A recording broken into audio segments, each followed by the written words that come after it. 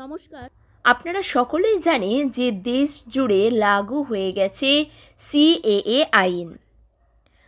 অনলাইনে আবেদন করা যাচ্ছে নাগরিকত্বের জন্য। যারা আবেদন করতে চান তাদের জন্য রয়েছে আলাদা আলাদা ফর্ম। যেমন শিশুদের ক্ষেত্রে আলাদা ফর্ম, অন্য দেশ থেকে এদেশে এসে আবেদন করলে তাদের জন্য রয়েছে আলাদা ফর্ম। আবার বাবা বা মা কেউ ভারতীয় বলে নাগরিকত্বের দাবি জানাতে চান তাদের জন্য রয়েছে আলাদা আবেদন প্রক্রিয়া।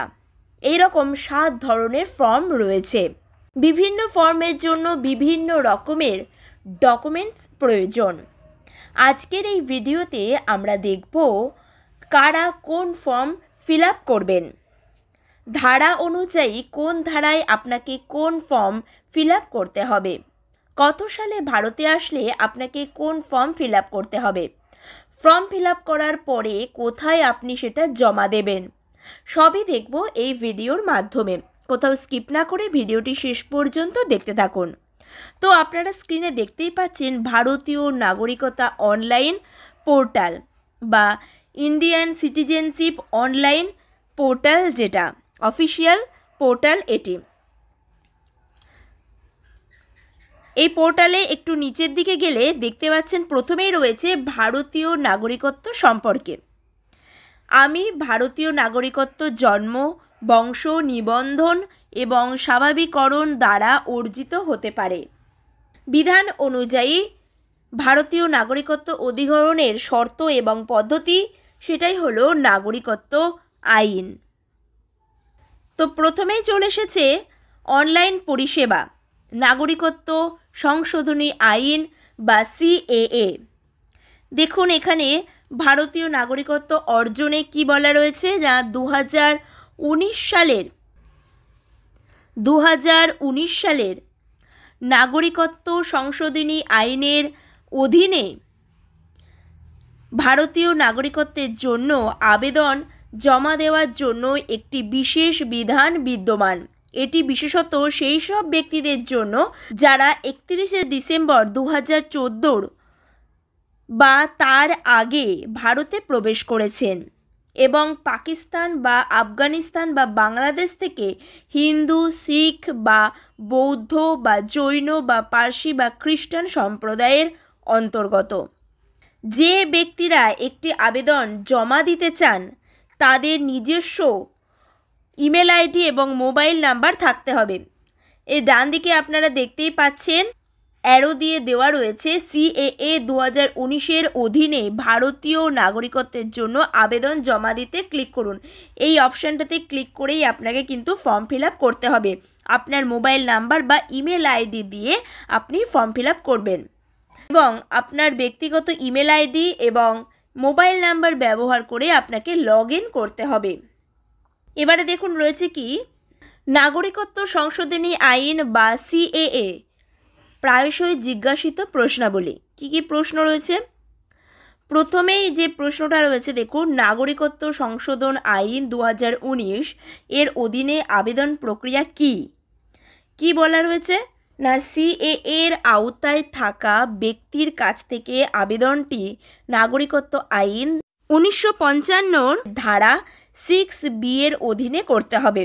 এই আবেদনটি অনলাইনে করা যাবে এবং অনলাইনের যে লিঙ্কটা সেটা কিন্তু এখানে বলে দিয়েছে ইন্ডিয়ান সিটিজেনশিপ অনলাইন .nic.in এবং সিএএ 2019 নামে মোবাইল অ্যাপ্লিকেশানে পাওয়া যাবে। তারপরে দেখুন বলে রয়েছে কি কারা সিএএ 2019 অধীনে ভারতীয় নাগরিকত্বের জন্য আবেদন করার যোগ্য, কারা কারা আবেদন করতে পারবেন। দেখুন বলা হয়েছে কি না, আফগানিস্তান, বাংলাদেশ বা পাকিস্তানের হিন্দু বা শিখ বা বৌদ্ধ বা জৈন বা পার্সি বা খ্রিস্টান সম্প্রদায়ের লোক যারা 31/12/2014 বা তার আগে ভারতে প্রবেশ করেছিলেন তারাই আবেদন করবেন।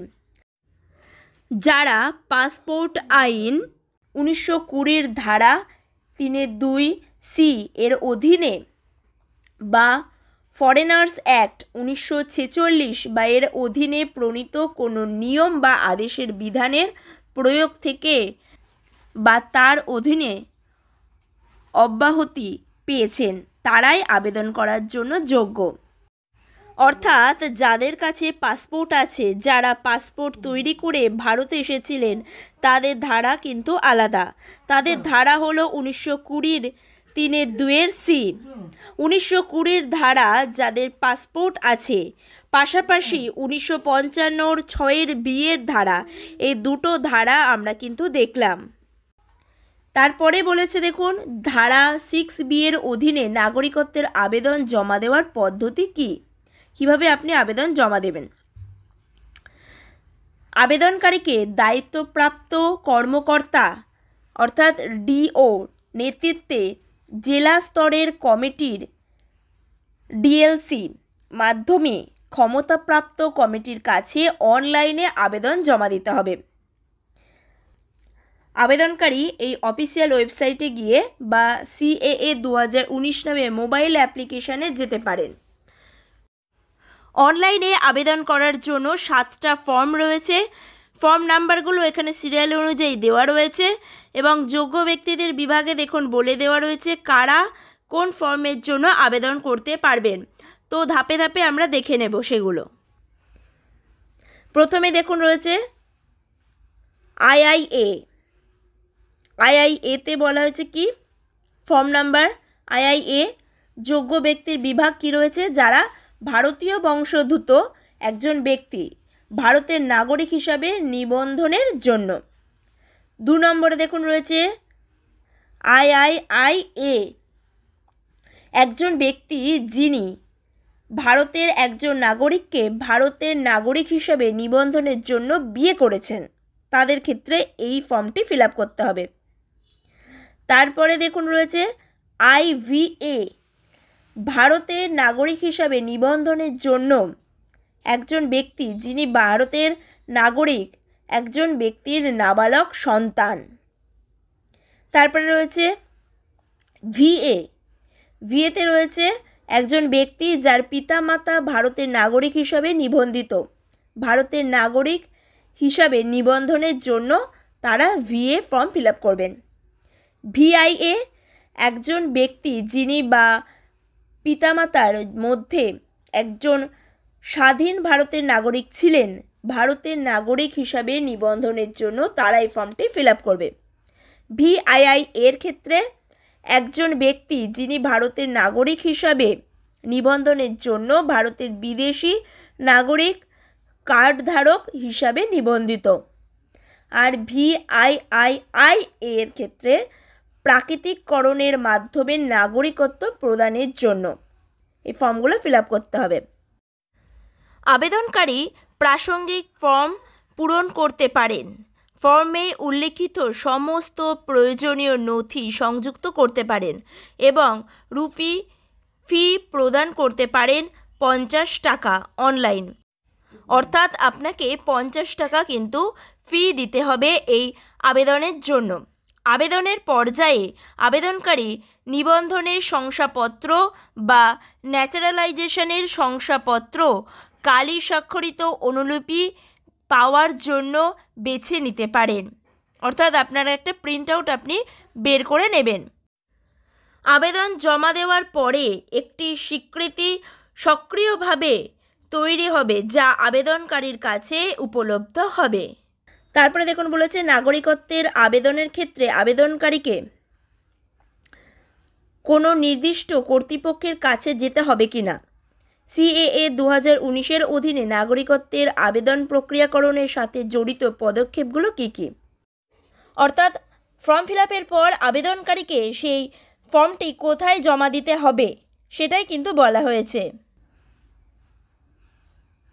দেখুন এখানে বলেছে আবেদনকারী অনলাইনে ফর্ম জমা দেওয়ার পরে ফর্মটি জেলা স্তরের কমিটি ডিএলসি দ্বারা যাচাই করা হবে। ফর্ম যাচাই বাছাইয়ের পর ডিএলসি আবেদনকারীকে ইমেল বা SMS-এর মাধ্যমে জানিয়ে দেবে যে তারিখ বা সময় আবেদনকারীকে যাচাইয়ের জন্য আবেদনের সাথে সংযুক্ত সমস্ত নথির মূল সহ ব্যক্তিগতভাবে ডিএলসিতে দেখার আশা করা হবে। অর্থাৎ একটা ডেট এবং সময় বলে দেবে যে আবেদনকারী সেই আবেদনকারীকে কিন্তু সমস্ত ডকুমেন্টস নিয়ে ডকুমেন্টস ভেরিফিকেশনের জন্য যেতে হবে। যাচাই অথবা বাছাই করার পরে যদি নথিগুলো যথাযথভাবে পাওয়া যায়, মনোনীত অফিসার সেই আবেদনকারীকে আনুগত্যের শপথ পরিচালনা করবেন, যিনি ধারা 5 অধীনে নিবন্ধ বা ধারা 6 অধীনে নাগরিকত্ব প্রদানের জন্য আবেদন করেছেন।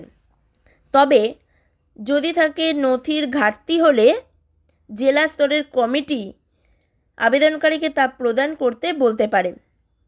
যদি আবেদনকারী যুক্তিসঙ্গত সুযোগ দেওয়া সত্ত্বেও আবেদনটি সাবস্ক্রাইব করতে এবং আনুগত্যের শপথ নিতে ব্যক্তিগতভাবে উপস্থিত হতে ব্যর্থ হন, তাহলে ডিএলসি প্রত্যাখ্যানের বিবেচনার জন্য এই জাতীয় আবেদন ইসির কাছে পাঠাতে পারে। আবেদনকারী যাচাইয়ের জন্য পরবর্তী তারিখ প্রয়োজনীয় কাগজপত্র আনতে হবে। নিবন্ধনের জন্য আনুগত্যের শপথ ধারা 5 বা স্বাভাবিকরণের জন্য ধারা 6 শুধুমাত্র আবেদনকারীর দ্বারা সমস্ত প্রয়োজনীয় নথি জমা দেওয়া হয়েছে তা নিশ্চিত হওয়ার পরেই পরিচালিত হবে। মনোনীত অফিসার অনলাইন সিস্টেম প্রত্যয়ন করবে যে নথিগুলো আসল কিনা বা যাচাই করে দেখবে। তারপরে সেটা ইলেকট্রনিক ফর্মে আবেদনটি ফরওয়ার্ড করবে। ক্ষমতাপ্রাপ্ত কমিটি আবেদনটি যাচাই বাছাই করবেন এবং প্রয়োজনে বিবেচনা করে এবং নিরাপত্তা সংস্থার রিপোর্টের ভিত্তিতে সন্তুষ্ট হওয়ার পরেই ক্ষমতাপ্রাপ্ত কমিটি ভারতের নাগরিকত্বের আবেদনটি অনুমোদন অথবা প্রত্যাখ্যান করতে পারে।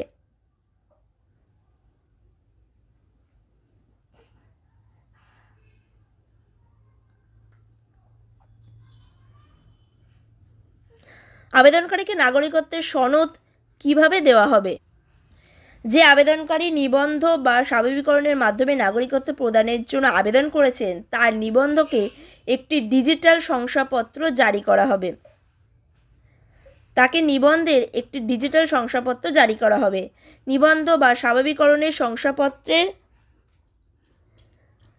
কালি স্বাক্ষরিত অনুলিপি শুধুমাত্র তখনই জারি করা হবে যদি আবেদনকারী আবেদনের পর্যায়ে এটি বেছে নেন এবং আবেদনকারীকে ক্ষমতাপ্রাপ্ত কমিটির অফিস থেকে অর্থাৎ পরিচালকের অফিস থেকে সংগ্রহ করতে হবে। অনলাইন সেবাসহ কি রয়েছে? ধারা 5 রয়েছে কি নিবন্ধনের মাধ্যমে ভারতীয় নাগরিকত্ব অর্জন, ধারা 5। ধারা 6 রয়েছে স্বাভাবিকরণের মাধ্যমে ভারতীয় নাগরিকত্ব অর্জন। ধারা 4 রয়েছে বংশের দ্বারা ভারতীয় নাগরিকত্ব অর্জন। ধারা 8 রয়েছে ভারতীয় নাগরিকত্ব ত্যাগ অথবা পুনরারম্ভ। আর 6B রয়েছে নিবন্ধ অথবা প্রাকৃতিকরণের মাধ্যমে ভারতীয় নাগরিকত্ব অর্জন। ধারা 6B এটাই কিন্তু সকলকে ফিল আপ করতে হবে। ভারতের নাগরিকত্ব হিসেবেও কতগুলো প্রশ্ন এখানে রয়েছে, সেগুলোও আপনারা ডিটেলসে দেখে নেবেন। দেখুন, নাগরিকত্বের আবেদনপত্রের হার্ড কপি কোথায় জমা দিতে হবে? না, অনলাইনে পূরণকৃত আবেদনপত্রের প্রিন্ট আউট জেলা কালেক্টর, জেলা ম্যাজিস্ট্রেট অথবা ডেপুটি কমিশনারের কাছে তার অফিসে গিয়ে জমা দিতে হবে। যেখানে আবেদনকারী সাধারণত বাসিন্দা সেই তার আন্ডারে যে অফিস, সেই অফিসে জমা দিতে হবে। আবেদনকারী ভারতের বাইরে বসবাস করলে আবেদনের প্রিন্ট আউট ভারতের কনসুলার জেনারেলের কাছে জমা দিতে হবে। আমি কিভাবে আমার নাগরিকত্বের আবেদনের অগ্রগতি বা স্থিতি সম্পর্কে জানতে পারি? এখানে লিঙ্ক দিয়ে দেওয়া রয়েছে। এই লিঙ্কে ক্লিক করে আপনার আবেদনের স্থিতি আপনি জানতে পারবেন, অথবা আপনার ফোনে SMS বা ইমেলের মাধ্যমেও আপনাকে জানিয়ে দেওয়া হবে আপনার আবেদনের অগ্রগতি। ভারতের নাগরিকত্ব পেতে কত সময় লাগবে? না, জেলা কালেক্টরের অফিসে আবেদন জমা দেওয়ার পরে নাগরিকত্ব বিধি 2009 নিয়ম অনুযায়ী সেখানে নির্দেশিত সময় অনুযায়ী একটি প্রক্রিয়া করা হবে। অর্থাৎ অ্যাপ্লাই করার পরে ডকুমেন্ট ভেরিফিকেশন এবং বিভিন্ন কাজ হয়ে গেলে খুব দ্রুতই আপনি কিন্তু ভারতীয় নাগরিকত্ব পেয়ে যাবেন। তারপরে দেখুন রয়েছে আমি MHA website Indian citizenship online.nic.in form পূরণ করতে পারছি না, সাহায্যের জন্য আমি কার সাথে যোগাযোগ করব? ইমেলে MHA হেল্প ডেস্কের সাথে যোগাযোগ করতে বলা হয়েছে। তো আপনারা দেখে নিলেন কিভাবে ফর্ম ফিল আপ করতে হবে, কারা কারা ফর্ম ফিল আপ করবেন, নাগরিকত্ব আইন কি, সমস্তই কিন্তু ডিটেলসে রয়েছে। কত টাকা লাগবে ফর্ম ফিল আপ করতে, কোথায় আপনারা জমা দেবেন ফর্ম ফিল আপ করার পরে, সমস্তটাই। ভিডিওটি সকলের মাঝে শেয়ার করুন, ভালো লাগলে লাইক করবেন। আর আপনি যদি চ্যানেলে নতুন এসে থাকেন তাহলে চ্যানেলটিকে অবশ্যই সাবস্ক্রাইব করে রাখুন। ধন্যবাদ।